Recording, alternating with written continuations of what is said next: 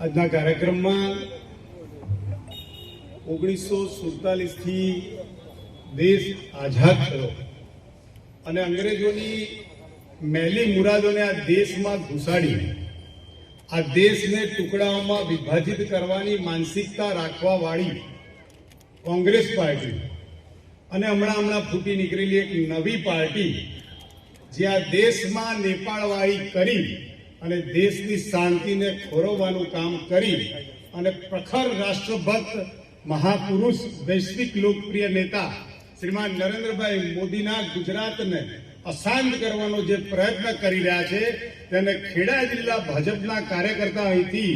બે હાથ ઊંચા કરીને રાષ્ટ્ર ભાવનાથી જવાબ આપે. બોલો ભારત માતા કી, ભારત માતા કી, ભારત માતા કી, માતરમ માતરમ, વંદે માતરમ, માતરમ માતરમ, વંદે